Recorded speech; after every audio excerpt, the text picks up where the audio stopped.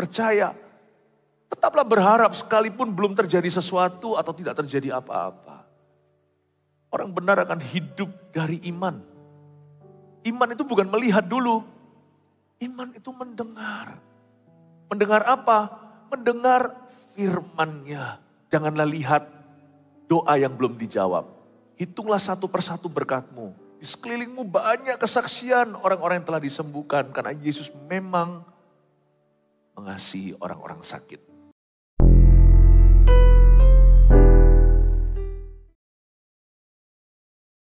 Bangun iman kami. Di atas dasar batu yang teguh ini pula, Kau membangun gereja ini, gereja Mawar Syaron tercinta. Di atas dasar pewahyuan, bukan pengalaman manusia. Engkau adalah Yehova Rafa, karena firman-Mu berkata demikian. Ada tertulis, aku akan mengirim firman-Ku dan menyembuhkan-Mu. Engkau tetaplah Allah yang sama, Yesus sama dahulu, sekarang, sampai selama-lamanya. Heal, O Lord. Heal us and we shall be healed.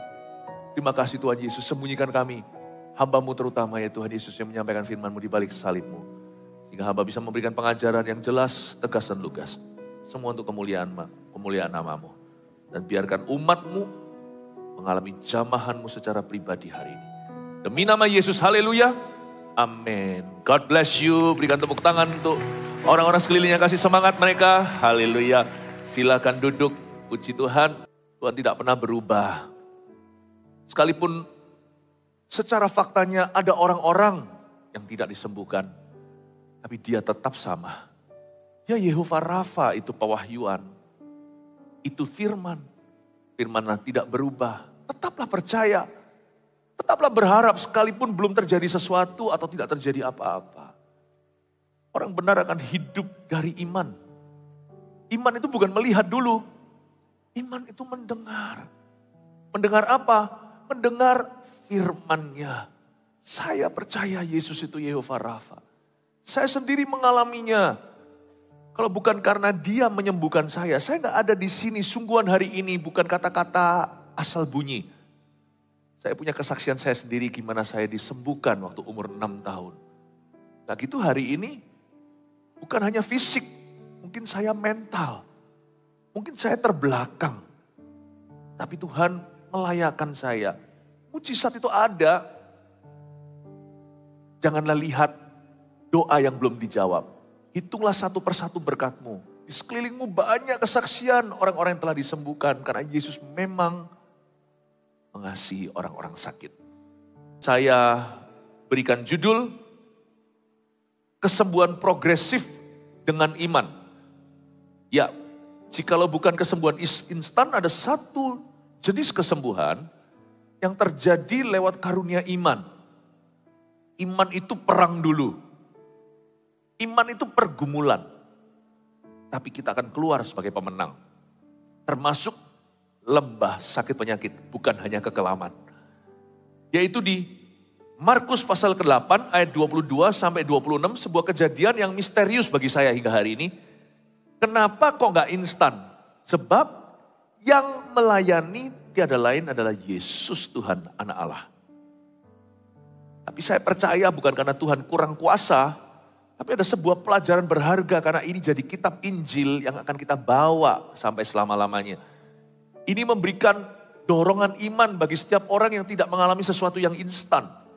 Meskipun banyak yang mengalami sesuatu yang instan. Semua kesaksian hari ini akan dirangkum, nanti Anda akan diberikan formulir kesaksian. Sehingga kita dokumentasikan, kita arsipkan semua kesaksian. Apalagi yang ada hasil medisnya. Wah, kita simpan semuanya supaya anak cucu nanti terus mendengarkan perbuatannya yang besar. Hari ini juga saya nggak bisa tahu satu persatu apa saja yang sembuh. Saya kok yakin waktu kita sama-sama beriman sesuatu terjadi. Saya dengarkan dari tim yang ada bahwa tadi ada satu orang kiri matanya nggak bisa melihat. Terus bisa mendapatkan penglihatannya. Ada banyak satu persatu tapi saya nggak bisa dengarkan. Kita belum bisa selidiki satu persatu karena semua tadi harus melewati dokter-dokter jaga yang ngecek dulu. Meskipun tidak satu pun kesaksian itu diceritakan di atas panggung seperti festival kuasa Allah. Tujuan hari ini adalah berdoa. Tujuan kebaktian kesembuhan ilahi ini bukan dengar kesaksian. Cukup tadi saya bacakan dari iPad saya. Tujuan kita hari ini kumpul seperti ini Jumat Agung untuk menghayati kematian Kristus dan mengalami kuasa kesembuhannya. Dan orang-orang yang sehat datang ibadah hari ini, mari kita berdoa bagi mereka yang sakit. Kita gak boleh egois, kita harus bersyukur kita ini sehat. Tapi kita harus mendoakan mereka yang menderita. Ini adalah ibadah doa. Kesembuhan progresif dengan iman, saya jelaskan dulu ceritanya. Begini, Yesus menyembuhkan seorang buta di Betsaida. Ayat 22. Kemudian tibalah Yesus dan murid-muridnya di Betsaida. Di situ orang membawa kepada Yesus seorang buta dan mereka memohon kepadanya supaya ia menjamah dia. Yesus memegang tangan orang buta itu dan membawa dia keluar kampung. Lalu ia meludahi mata orang itu dan meletakkan tangannya atasnya dan bertanya, "Sudahkah kau lihat sesuatu?" Orang itu memandang ke depan lalu berkata, "Aku melihat orang, sebab melihat mereka berjalan-jalan tetapi tampaknya seperti pohon-pohon." Yesus meletakkan lagi tangannya pada mata orang itu, maka orang itu sungguh-sungguh melihat dan telah sembuh, sehingga ia dapat melihat segala sesuatu dengan jelas. Sesudah itu Yesus menyuruh dia pulang ke rumahnya dan berkata, "Jangan masuk kampung." Ingat, minggu kemarin ini di ibadah yang sama, pukul 4 waktu Indonesia bagian Barat, saya berkhotbah tentang karunia kesembuhan. Lalu saya sempat mengajarkan bahwa kesembuhan ilahi bisa terjadi dalam hidup kita atau hidup seseorang, itu melalui karunia kesembuhan. Kalau karunia kesembuhan saya jelaskan earlier di ibadah pukul 10 WIB. Saya jelaskan tentang karunia, karunia kesembuhan yang pukul 4, sorry. Ya, karunia iman, saya jelaskan di ibadah sebelumnya. Nah, karunia kesembuhan itu kalau di dalam surat Paulus, dia pakai kata majemuk, sedangkan karunia yang lain total 9, semua hanyalah tunggal. Karunia berkata-kata dengan bahasa, dengan hikmat, karunia berkata-kata dengan pengetahuan, karunia iman. Karunia menyembuhkan, karunia untuk menyembuhkan dan karunia untuk mengadakan mujizat. 5 itu yang saya bahas minggu kemarin. Dan di karunia kesembuhan di situ, dalam bahasa Yunaninya, karunia-karunia untuk menyembuhkan, bukan tunggal, majemuk banyak. Atau karunia kesembuhan-kesembuhan. Gifts of healing. Unik ya. Ternyata ada saatnya Tuhan itu melawat dan saya nggak mengerti mengapa demikian. Tuhan itu menyembuhkan orang-orang buta. Waktu saya kemarin di Israel, tour guide saya yang lebih paham kondisi lokal. Kan kita taunya hanyalah orang buta melihat. Di zaman Yesus melayani, Yesus mencelikkan mata yang buta. Tapi ternyata itu ada hubungannya. Karena di wilayah kota itu banyak orang-orang yang tidak percaya bahwa Yesus adalah Mesias. Dan mereka itu adalah murid-murid Yohanes Pembaptis. Yohanes Pembaptis ada 2 muridnya ikut Yesus. Tapi kebanyakan enggak. Waktu Yesus dan murid-muridnya membaptis, Yohanes Pembaptis masih membaptis juga. Sehingga murid-muridnya protes berkata, Guru, itu loh Yesus Kristus membaptis dan murid-muridnya. Meskipun bukan Yesus yang baptis, tapi murid-murid Yesus. Lalu Yohanes Pembaptis tidak panas, tidak kepancing. Yohanes Pembaptis itu dalam roh berkata, dia harus makin bertambah, ku harus makin berkurang.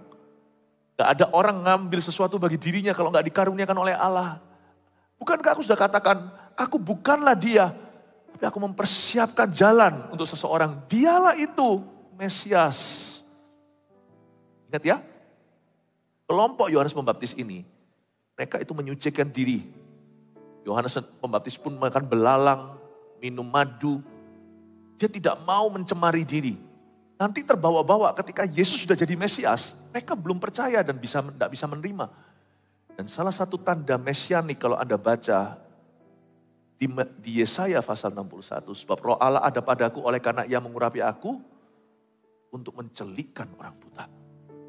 Jadi waktu Yesus celikan orang buta di wilayah itu yang didominasi oleh kelompok Yohanes Pembaptis, harusnya itu menjadi templakan buat mereka yang tidak percaya bahwa Yesus adalah Mesias. Mana bisa orang buta dari lahir, dua-dua lagi 100% bisa melihat itu kalau bukan Tuhan. Jadi kita mengerti bahwa kadang-kadang Yesus memilih di satu wilayah menyembuhkan orang-orang buta. Ketika nanti setelah Yesus dibangkitkan, di zaman para rasul, Filipus ke Samaria, coba Anda baca. Selain kelepasan dari setan, banyak orang teriak-teriak, roh jahat keluar dari tubuhnya. Karena memang Samaria mungkin penuh dengan kuasa kegelapan, okultismenya banyak, superstisi juga. Tapi banyak orang lumpuh dan timpang disembuhkan. Jadi ada waktunya ketika tiba-tiba Tuhan itu menyembuhkan itu gitu. Itu yang disebut karunia kesembuhan. Ketika urapan itu menjadi seperti spesialis di area itu. Ingat ya, yang datang ibadah keempat. Minggu kemarin, belum seminggu nih, Anda masih ingat apa yang saya ajarkan. Karunia kesembuhan itu bahkan diterima oleh orang-orang yang gak layak. Mereka yang tidak mengimani, kadang-kadang menerimanya. Seperti tadi yang saya khotbahkan sebelum ini, wanita Sirofenisia, anaknya gak tahu apa-apa, kesurupan setan di rumah dibebaskan. Padahal dia dari daerah Tirus di utara sana 50 mil jauhnya, 60 sekian kilometer. Tapi dia tidak percaya, tidak apa, tiba-tiba terima kado dari sorga, boom, dia sembuh. Karunia. Tapi karunia kesembuhan juga bisa diberikan lewat karunia iman. Kalau iman itu enggak tentu instan. Mengalami sebuah peperangan dan pergumulan, tapi ujungnya menang. Amin Bapak Ibu Saudara. Kadang-kadang karunia iman, ya saya nggak usah ulangi lagi cerita-cerita waktu saya awal-awal bertobat, saya melihat seorang hamba Tuhan gimana kalau dia doakan malam hari, kalau dia capek dia berkata banyak. Kalau capek dia banyak yang nggak sembuh kalau dia doakan. Tapi waktu siang dia doakan banyak yang sembuh. Ini ilmiahnya apa? Ilmiahnya di sini. Karena dia itu diberi Tuhan karunia iman untuk menyembuhkan. Bukan karunia untuk menyembuhkan. Iman untuk menyembuhkan. Jangan remehkan ketika Anda mulai perjalanan iman, loh kok belum sembuh. Didoakan sekali loh kok gak terjadi apa-apa. Jangan kecewa. Mungkin yang Anda terima bukan karunia kesembuhan. Ya kita sih maunya enak langsung dikasih. Langsung dikasih mentahan. Tapi iman itu memasaknya. Iman itu harus matang. Saya nggak ngerti kenapa. Mungkinkah ada orang tertentu lewat seolah-olah lewat perjuangan dulu, perjuangan iman. Karena Tuhan melihat, mungkin ya, ini saya nggak bisa sebut sebagai sesuatu yang pasti. Karena saya hanya meraba-raba kira-kira apa motifnya. Siapa sih yang bisa mengerti kedaulatan Allah. Tapi salah satu hemat atau hikmat yang bisa dapat. Ketika melihat ada beberapa orang mengalami perjuangan iman dulu adalah karena Tuhan melihat problema lebih besar di balik itu daripada sakit penyakitnya. Ada orang tertentu yang langsung sembuh itu gak bagus loh. Berapa orang kusta yang kayak gitu tetap kusta. Kusta hati tapi kustanya udah pergi. Sembuh gak jadi mati lalu dugem lagi. Sorry nih, lalu free sex lagi. Tapi ada orang tertentu yang Tuhan bentuk perlahan-lahan. Salah satunya orang ini, tapi ya juga gak terlalu pelan sih. 2 kali doang, 2 kali saja orang itu langsung melihat. Nah kadang-kadang kalau dalam pelayanan 9 karunia itu yang berhubungan dengan kesembuhan itu bisa overlapping. Bisa membaur perbatasannya. Misalkan, pernah sekali saya mendoakan satu orang doa. Saya doakan untuk penyakitnya saya tahu. Amin saya doakan. Tanpa saya sadari, di belakang-belakangnya itu keluarganya yang antarkan, itu sembuh itu dan ini.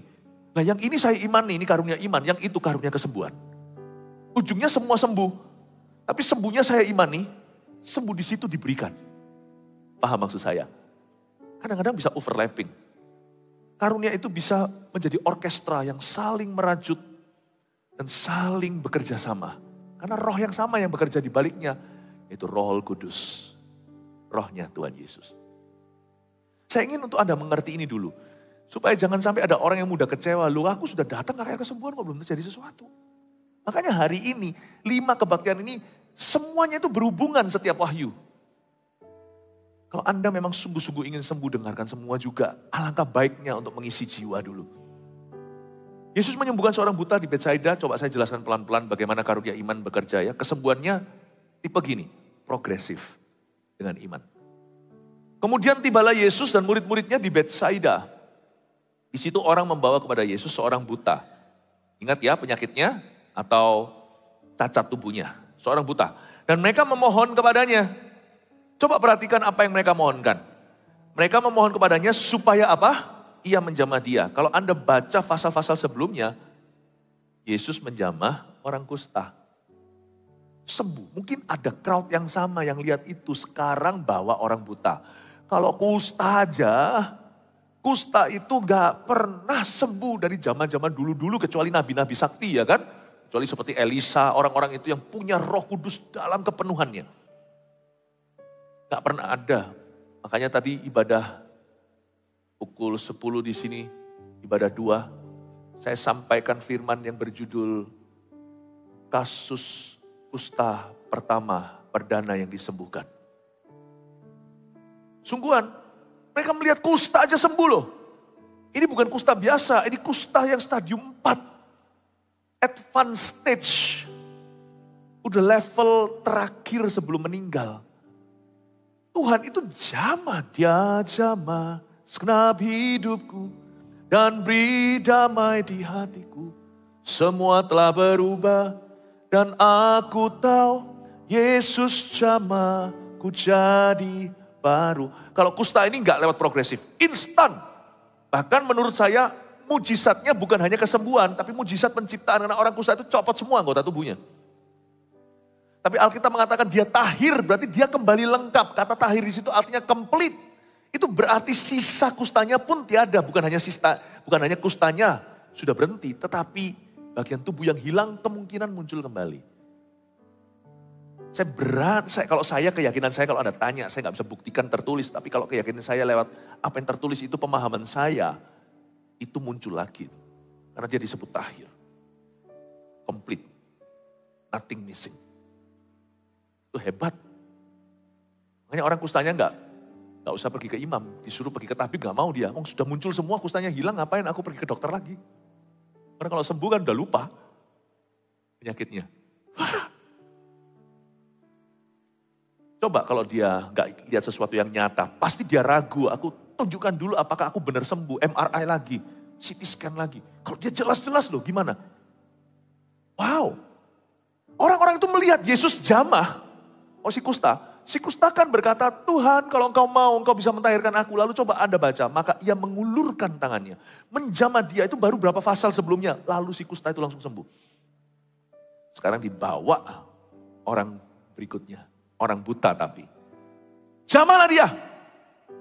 Tolong touch him. Mungkin yang bawa itu cousinnya, sepupunya. Mungkin yang bawa seseorang lah yang bawa dia ke gereja. Gereja itu apa sih gedungnya? Bukan, gereja itu perjumpaan dengan Tuhan.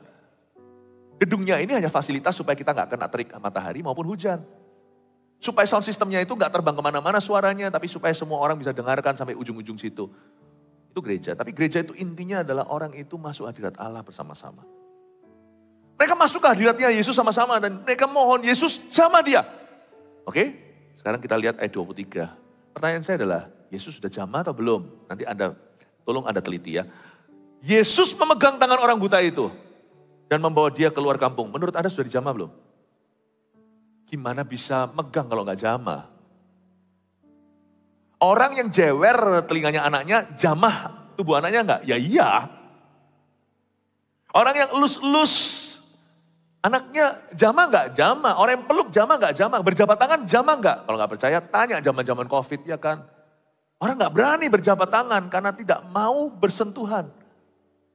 Everything becomes touchless. Segala sesuatu menjadi tidak perlu bersentuhan lagi. Yesus memegang tangan orang buta itu, sembuh. Dan ia membawa orang itu keluar kampung, nggak sembuh. Nothing happened. Kesembuhan secara progresif itu tidak bisa kita telusuri dengan kebetulan. Loh kok, nggak ada loh kok. Setiap langkah kurcaci kerdil pun imani. I'm going to my healing. Aku pergi kepada kesembuhanku. Waktu mereka memegang tangan, Yesus memegang tangan orang buta itu membawa dia keluar kampung. Banyak orang berkata, males deh kalau gini. Loh gak terjadi apa-apa, semua orang mungkin beberapa sudah taruhan. Ya taruhan ya, waktu dijamah nanti langsung si buta melihat. Dan mereka mencobai Tuhan. Yesus pegang dia, gak terjadi apa-apa, langsung 3/4 kecewa. Bye-bye. No show, no show, no show, tidak ada show hari ini. Pergi. Terbukti ketika Yesus bawa dia keluar kampung, mereka sendiri. Yang lainnya gak nafsu. No show. Lalu ia meludahi mata orang itu. Yang ini jangan ditiru, please. Soalnya nanti ini, yang maju ke depan, altar call-nya gak hanya di depan, yang di sini ya. Kalau yang di rumah online, ya tinggal ulurkan tangan. Tapi yang di sini gak bisa di depan. Karena justru nanti gak bisa didoakan satu persatu kalau ke depan. Terlalu berjubel-jubel. Karena maksud hati kami hari ini adalah melaksanakan surat Yakobus. Kalau ada yang sakit atau menderita, berdoalah. Mintalah kepada para penatua jemaat, artinya gembala sidang dan timnya. Tim yang ditunjuk oleh gembalanya. Untuk mendoakan serta mengolesi minyak di dalam nama Yesus Tuhan. Untuk mendoakan dalam nama Tuhan. Dan doa dengan yang lahir dari iman itu akan menyembuhkan orang sakit. Dan jikalau ia berbuat dosa, dosanya pun akan diampuni. Doa orang benar bila dengan yakin didoakan sangat besar kuasanya. Oleh karena itu hendaklah kamu saling mengaku dosamu dan saling mendoakan supaya kamu sembuh. Saya mau melakukan hari ini, bukan saya aja, kalau saya aja nanti ujungnya menunggu, saya rasa tidak bijaksana. Hari ini kami siapkan minyak untuk dioleskan untuk setiap orang sakit. Untuk memulai perjalanan imanmu atau mendapatkan kesembuhan ilahi secara instan. Jangan beriman pada minyaknya, karena Alkitab mengatakan doa yang lahir dari iman, bukan dari minyak. Minyak itu hanyalah untuk mengingatkan, Anda sudah didoakan. Kalau nggak percaya, bercerminlah dahinya mengkilap. Saya pernah sekali melepaskan satu orang dari kuasa setan, kasihan. Waktu saya masuk itu saya tanya dulu, karena saya tidak mau tahu. Saya tidak tanya sama setannya, jangan bicara sama setan lah kalau kasus kelepasan. Itu kesalahan besar hamba Tuhan. Ngapain sih diajak dialog? Setan tuh loh, bujuan. Dia kan bapak segala dusta, kalau dia bilang betul nih, dia bilang betul itu salah, dia bilang salah itu salah. Jadi semua pun salah. Saya tanya sama orang-orang yang doakan, kalian tadi sudah tengking dia nggak? Sudah suruh keluar nggak? Wah di situ ngomong-ngomong kasar. Perempuan tapi suaranya laki-laki. Dan terus sauti saya, waktu saya masih bicara tuh disauti, saya biarkan dulu, saya ngalah dulu. Paulus pun ngalah sama orang tenung itu. Saya tanya, tadi sudah kamu tengking enggak ini? Sudah. Sudah ditengking tadi? Sudah. Waktu itu di Jawa Tengah. Ya sudah, oke sekarang tinggalkan kalian ber-20, jangan rame-rame doakan satu orang gini. Saya tanya tambah tahu kalian tuh ketakutan. Saya beritahu, sisakan 2 di sini. Saya lihat. Orang yang dirasuki kuasa gelap itu, saya tatap matanya. Supaya setan lihat Yesus di dalam diri saya. Kamu kan sudah disuruh pergi. Dari tadi gagah perkasa, saya lihat langsung diam. Kamu kan sudah disuruh pergi. Dia mau bicara lagi, diam dalam nama Yesus. Maka Yesus menghardik setan itu dengan tegas. Ayatnya ada. Yesus sudah ajak bicara. Kalaupun Yesus tanya namamu siapa, itu supaya Injil tercatat. Namanya Legion, cuma sekali itu doang. Yesus gak pernah ongkoh sama iblis. Gak usah diinterview. Oke, jadi kamu nenek moyang siapa? Dikira arwah, itu roh jahat. Saya bilang, diam dalam nama Yesus. Dia diam. Kamu diperintahkan cuma sekali, cukup. Keluar dari orang ini, teriak dia, saya tinggal. Dan orang itu lepas. Itu di Jawa Tengah waktu itu, di Ungaran. Lalu Yesus bertanya loh, sudahkah kau lihat sesuatu? Ngapain Tuhan tanya, buat apa Tuhan interview? Saya rasa gak tertulis, tapi saya punya pemahaman. 30 tahun saya kenal Tuhan. Saya rasa Tuhan itu gak pernah iseng ya ke setiap kejadian. Setiap kejadian itu dicatat untuk kita. Karena itu juga ayat. Semua ini untuk kita. Jadi saya rasa Tuhan ini kompromikan keajaiban. Dikasih sedikit proses di dalamnya. Supaya kita itu bisa menggapai kukinya di rak paling bawah. Baik kita yang perlu disembuhkan maupun para tanda kutip penyembuh-penyembuhnya. Supaya kita itu gak merasa down ketika setelah doa, loh kok gak terjadi apa-apa. Supaya kita terus maju, iman itu tekad. Jangan bilang iman kalau hanya sekali doang, itu bukan iman. Itu positive thinking. Iman itu spellnya gini. Kalau mau mengeja iman, T-E-K-A-D, tekad. Itu iman. Maju. Sudahkah kau lihat sesuatu? Tuhan tanya. Tuhan yang maha tahu perlu tanya. Padahal Tuhan tahu Bartolomeo, Tuhan tahu Nathanael. Tuhan tahu segala sesuatu, murid-muridnya lo berdebat aja Tuhan tahu kok. Ayo kamu ngomong apa? Tuhan tahu siapa yang akan mengkhianati dia. Dia bilang sama Yudas, ini loh yang kucelupkan perjamuan, kuberikan kepada orang itu, itulah yang akan menjual aku. Tuhan yang maha tahu masa perlu interview. Tapi Tuhan tanya, sudahkah kau lihat sesuatu? Orang itu memandang ke depan. Lalu berkata, coba saya kasih nyawa dalam tulisan ini ya, supaya Anda tidak membacanya gitu aja. Aku melihat orang. Orang ini pasti histeris lah. Aku melihat orang. Tapi ada nada kekecewaan. Sebab melihat mereka berjalan-jalan. Tapi tampaknya seperti pohon-pohon. Aku cuma lihat bayang-bayang. Masa ludah Yesus gak mempan? Tuhan itu slow down kan. Pernahkah Anda naik sepeda, anak baru diajari naik sepeda, sepedanya pun masih rodanya 4, masih ada yang 2-nya gitu. Saya naik sepeda dari dulu udah mahir. Kalau anak saya belajar di belakang saya, masa saya genjot cepat, kadang-kadang saya buat lambat. Sekali-kali supaya saya seimbang, itu sepedanya saya putar ke belakang lagi, itu engkolnya. Putar belakang pelan-pelan, saya gak jalan, ayo susul papa. Saya rasa Tuhan buat tidak sempurna healing ini untuk orang sakit tidak sempurna imannya. Dan untuk hamba-hamba Tuhan yang tidak sempurna imannya untuk menyembuhkan orang. Seperti saya dan Anda. My God is so good. Ibadah sebelum ini saya jelaskan tentang bagaimana dia menunduk, membungkuk untuk jemput. Si kusta itu dipegang itu dalam kondisi dia tersungkur. Sekarang dia mengalah mujizat. Supaya dia melatih iman kita. I love this God, you know. I love this God. Saya sangat cinta Tuhan ini. Ini Tuhan tidak sembarangan. Tidak seperti berhala atau siapapun yang menyebut dirinya Tuhan. Aku melihat orang sebab melihat mereka berjalan tapi tampaknya seperti pohon-pohon. Yesus meletakkan lagi tangannya pada mata orang itu. Saya garis bawahi di Alkitab saya ini ada kata lagi, saya garis bawahi. Lagi, itu iman. Lagi, itu iman. Lagi. Gak doakan sekali langsung kecewa. Lagi.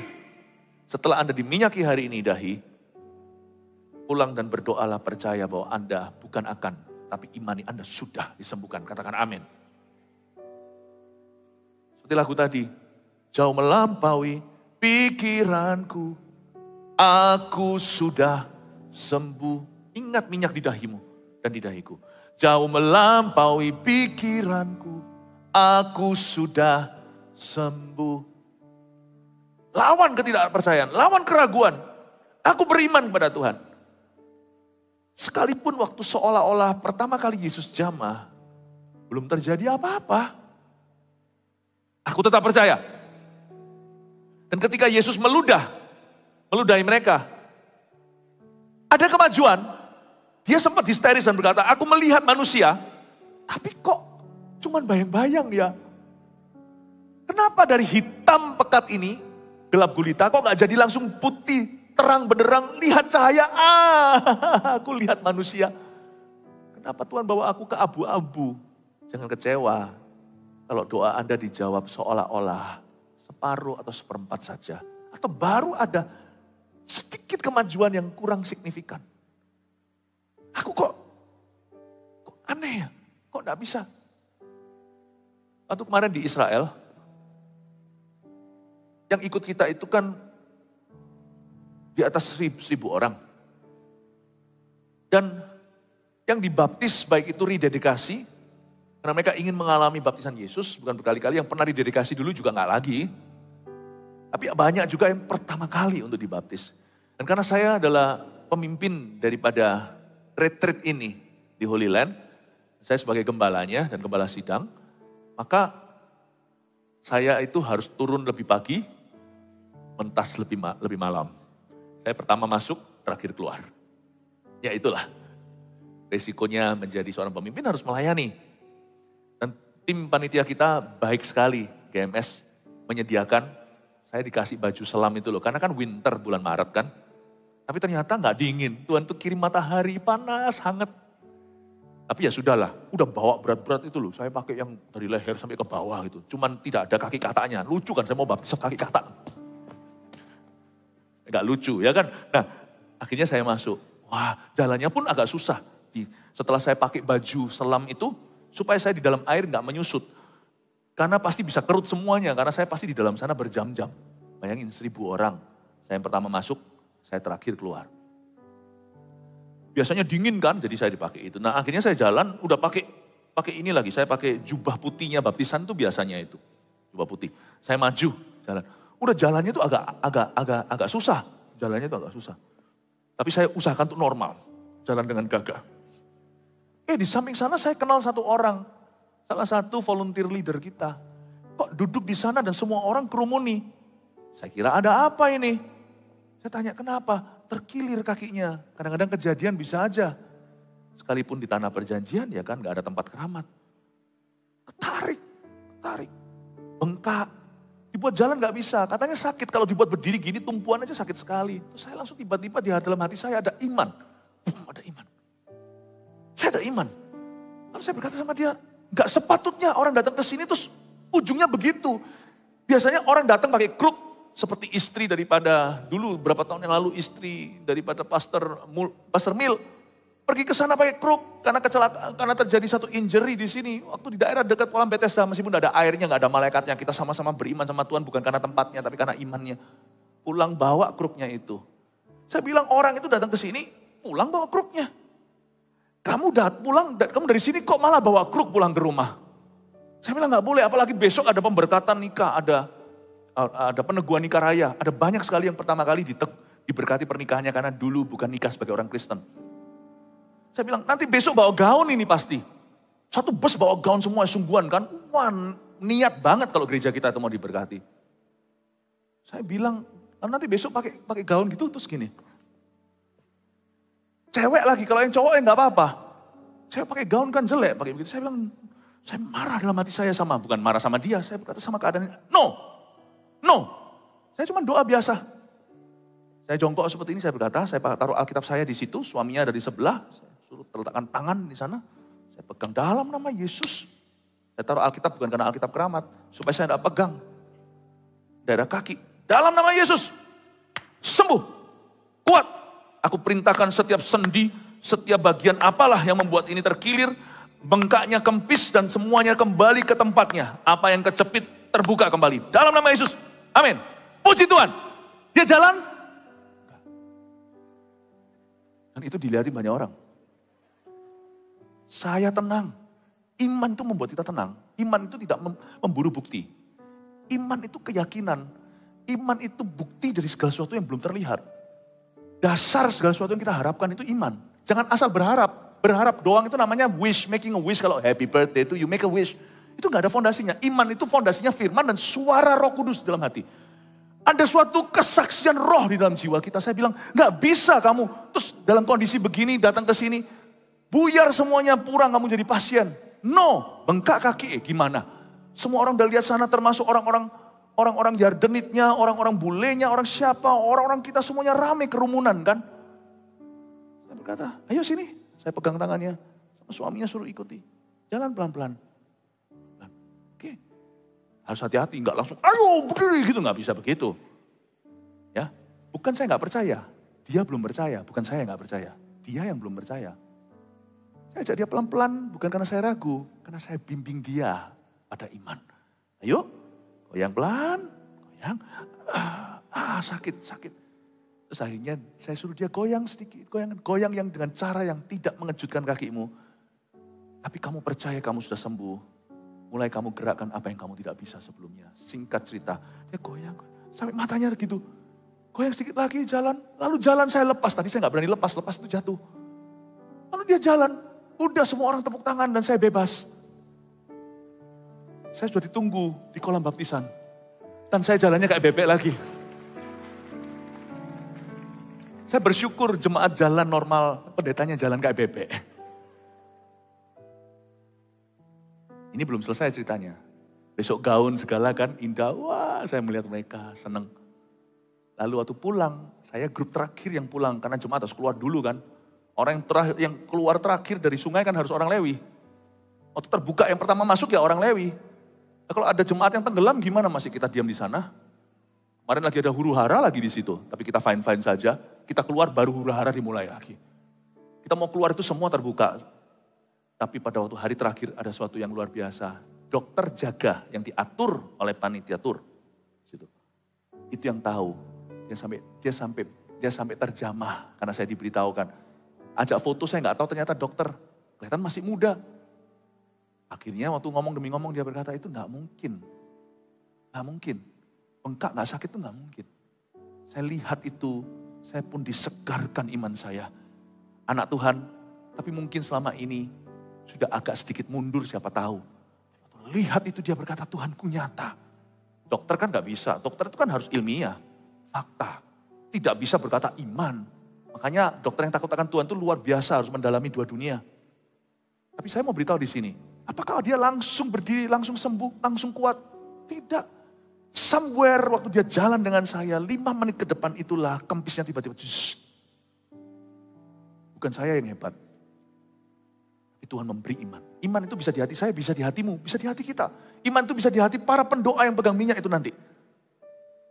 Tetapi kalau belum terjadi signifikan, pertama-tama itu luar biasa, 5 menit terasa 5 jam loh. Bukan karena gimana, bukan. Saya sungguhan ingin tolong orang ini. Saya nggak rela dia pulang jadi pasien. Orang datang ke sini mau happy. Tapi pada waktu dilihat begitu banyak orang video begini. Semua video begitu. Itu intimidasinya. Intimidasi. Makanya sebelum saya diintimidasi, saya pasang dasi dulu cuman. Intimidasinya luar biasa. 5 menit seperti 5 jam. Saya ingatkan sendiri khotbah yang akan saya berikan. Waktu belum terjadi kemajuan yang signifikan atau belum ada tanda-tanda dia sembuh. Keep believing. Keep believing. Dan dalam kasusnya orang ini keep walking. Bukan Johnny Walker ya. Ngerti ya sudah. Keep believing. Keep walking. Jalan terus. Jalan terus bersama dengan Yesus. Waktu itu saya nyanyikan kok lagu yang saya sering nyanyikan untuk anak saya. Anak yang paling kecil, Warren, waktu masih kecil saya selalu nyanyikan itu waktu dia jalan. Jalan serta Yesus, jalan sertanya setiap hari. Saya menghibur dia, jalan serta Yesus selamanya. Setelah jalan saya kembalikan ke suaminya. Nyok, ini dia, istrimu sudah fine-fine saja. Oke, aku harus baptis 1000 sekarang. Bapak Ibu Saudara, ketika belum terjadi signifikan, learn to trust. Belajar untuk yakin. Belajar untuk percaya. Karena tadi itu, jemaat kita ini, saudari kita ini, dia enggak terima kesembuhan itu lewat karunia kesembuhan. Pluk! Enggak. Dia terima kesembuhan itu lewat karunia iman. Saya berdoa supaya Anda juga diberi karunia iman. Dan setelah mujizat itu terjadi, jangan kembali ke jalan lama. Coba melihat di ayat 25. Yesus meletakkan lagi tangannya pada mata orang itu, maka orang itu sungguh-sungguh melihat. Kata sungguh-sungguh melihat itu sempurna sudah. Dan telah sembuh. Sehingga ia dapat melihat segala sesuatu dengan jelas. Sesudah itu Yesus menyuruh dia pulang ke rumahnya dan berkata, jangan masuk ke kampung. Yesus seolah-olah berkata gini, jangan kembali ke kerukmu. You mau sembuh? Ini saya tidak ajarkan untuk kita buang obat kita, sebenarnya enggak. Misalkan kalau ada di sini orang-orang yang ketergantungan dengan obat penenang. Dokter yang mempreskripsikan obat itu juga karena terpaksa, sungguh. Itu pasti ada sesuatu yang terjadi dulu, nggak bisa tidurnya, cemasnya dan sebagainya. Kapan berhenti? Jangan tanya dokter. Lain cerita kalau sakit kita itu bukan sakit yang gitu ya. Dan cerita misalnya kalau kemoterapi, radioterapi tadi itu 6 bulan kemudian dihentikan sama dokternya setengah jalan mungkin atau sudah jalan 3/4 atau barusan. Ada masa di mana orang itu beriman, lalu setelah itu dokternya berkata, loh kok sudah gak ada kankernya. Kok cepat? Atau mungkin beberapa orang dalam kasus beberapa orang, loh kok belum sama sekali ditangani kok sudah begini. Ada terlalu banyak cerita. Selama pandemi ini juga, zaman-zaman dulu gereja kita sebelum ada saat teduh bersama juga. Festival kuasa Allah di ibadah kita, ada banyak kejadian di mana di CG-CG kita terjadi kesembuhan maupun Hamba-hamba Tuhan di sini bukan hanya saya yang rajin untuk doakan satu persatu. Di tengah di antara kita berkhotbah dan pelayanan-pelayanan kita yang banyak. Makanya itu sekarang dikumpulkan gini secara korporat bisa lebih banyak lagi. Dan bisa lebih tersapu bersih. Kita melihat begitu banyak keajaiban Tuhan. Ketika orang-orang itu bukan hanya belum ditangani sama dokternya. Dokternya berkata, loh kok gak ada benjolannya sudah di dalam paru-paru kiri dan kanannya. Hilang, terus mau diapain? Gak perlu dibuka. Ngapain dibuka? Buka untuk ngintip, lihat. Halo. Gak mungkin kalau sudah foto semuanya gak ada, ya gak ada. Dites hasil ininya, sel kankernya juga gak menunjukkan angka bahaya. Dokter yang tahulah. Jangan kita gak study for it. Mereka itu belajar 8 tahun tuh. Begitu banyak orang-orang yang disembuhkan oleh Tuhan. Tapi dengar ya Bapak Ibu Saudara. Di sini diberitahu, jangan masuk ke kampung. Kamu jangan masuk ke kampung. Jangan kembali kepada kehidupan lamamu. Dari ayat ini, 26, segala sesuatu seperti mentah. Maksudnya apa? Waktu saya baca ini, saya merasa bahwa mujizat kesembuhan itu bukan terbesar. Tuhan itu punya satu concern, punya satu kekhawatiran. Tuhan gak khawatir, mungkin kata kekhawatiran itu gak pas sekali, tetapi agar Anda mengerti. Tuhan punya kekhawatiran tentang orang ini. Sembuh itu gampang. Tuhan latih dia untuk tetap beriman. Mungkin orang ini gampang nyerah punya. Ini tipe orang kalau kerja selalu quit. Saya gak ngerti ini orang siapa. Tapi kalau orang di Bethesda itu saya tahu, dia menjual Yesus akhirnya dia khusus loh kembali ngomong sama mahkamah agama. Ini loh, ngapain? Bilang aja gak tahu kan sudah Yesus gak diburu. Meskipun Yesus harus mati. Tapi kan dia nambah musuh. Kalau saya lihat profil daripada orang yang disembuhkan di Alkitab itu interesting sekali. Gak semuanya itu worthy untuk disembuhkan, gak semuanya itu layak. Kalau Anda baca. Yang ini, Yesus itu punya concern. Mungkin orang ini ya, mungkin asumsi saya kalau baca gini. Mungkin orangnya nyerahan ya, makanya sama Tuhan itu dikasih petak umpet sedikit, tebak-tebakan. Sudah lihat belum? Sudah lihat belum? Sudah lihat belum? Harusnya jangan tapi, harusnya terus. Kalau orang negatif kan apapun tapi kurangnya terus, harusnya terus. Yesus aku udah melihat, lagi, harusnya gitu kan, bukan tapi, nggak usah. Yesus lagi supaya lebih jelas, harusnya gitu. Ya enggak. Mungkinkah orang ini, kalau kembali ke kampung itu, ada teman-teman lamanya. Sebelum dia buta, kalau dia bukan buta dari awal. Atau mungkin, kalau kita nggak hati-hati, ketika dia sakit, dia merasa dia harus dikasihani oleh semua orang. Dan dia harus dikasihani oleh Tuhan. Dan Tuhan berkata, jangan kembali ke spirit itu. Saya pernah sekali melihat dalam sebuah kebaktian kebangunan rohani besar, ini bukan di Indonesia. Ini lucu. Saya sih gak akan pakai cara gitu karena kita orang Indonesia, orang timur. Kita ini orang Asia, gak begituan. Itu ditegur dari atas. Waduh, garang. Makanya Tuhan tuh pakai orang itu gak tentu ya. Kadang-kadang orang Tuhan tuh pakai orang itu yang unik-unik juga ya. Saya gak ngerti ya. Dalam sepanjang sejarah, apalagi di dalam dunia karismatik begitu ya. Itu di stadion gede sekali. Gak tentu Anda kenal pengkhotbah ini. Tetapi itu melanda. Zaman-zaman saya baru awal bertobat. Saya di paling belakang karena saya datangnya on time. On time di paling belakang. Saya melihat ada satu orang itu sudah sembuh. Dia waktu dia ceritakan kesaksiannya. Dia itu disembuhkan dari kelumpuhan dari lahir. Berarti dia gak bisa jalan sungguhan. Itu sudah tengah itu mati. Gak tahu apa yang jadi masalah. Saya gak tahu. Tapi dia tuh diderek dengan kursi roda. Itu udah jalan, udah lari, udah jalan. Dan itu semua kan di nota istilahnya. Semuanya itu kan dijelaskan dengan sejelas-jelasnya. Jadi gak mungkin bisa bohong yang kakinya itu sudah gak kecil. Orang kalau dulu pernah sekali terjadi kesembuhan di sini. Tahun 2004, Festival Kuasa Allah ke-1 atau ke-2. Yang ada satu orang yang 30 sekian tahun berjalan, kakinya itu seperti biting gitu. Jalan di atas ini. Ya persis ini, spot ini. Jalan di sini. Itu semua orang melihat kakinya itu seperti lidi. Jalan pertama kali. Di tempat spot yang sama ini. Dulu kan belum dipakai untuk gereja kita, tapi sebagai ruang serbaguna di mall ini. Kita sewa. Itu juga kelihatan, wong saya dari jauh kelihatan mata saya masih bagus, masih muda. Saya lihat, wow, kadang-kadang di KKR gitu saya bawa begini. Saya saking hausnya. Setelah selesai dia turun ya, orang tuanya itu masih memperlakukan dia sebagai orang cacat. Dia duduk lagi di kursi rodanya, tahu nggak? Didorong seret. Itu ditegur keras dari atas. Itu mata pengkhotbahnya itu jeli sekali. Atau mata dia atau mata Roh Kudus. Why you go back to that? Kaget langsung dia berdiri. Kenapa kamu kembali ke situ? Kalau saya sih nggak gitu. Saya paling bilang, fast. Tolong beritahu. Tapi ada benernya ya. Jangan kembali ke kampung. Kampung itu semua orang mengasihanimu karena kamu buta. Go to the city. Masuklah ke kota berikutnya. Jadilah saksi. Berperanglah untuk Tuhan. Mungkin gaya hidup orang ini. Sekarang saya ngerti kenapa Tuhan tidak kasih langsung instan. Tidak selalu begitu ya, ini asumsi saya ini. Tuhan itu punya hikmat yang kita gak bisa selami. Tapi yang pasti, Bapak Ibu Saudara, saya percaya kesembuhan itu ada. Dan kesembuhan itu bisa diberikan. Dan saya percaya hari ini, aku sudah sembuh. Yang percaya kasih tepuk tangan.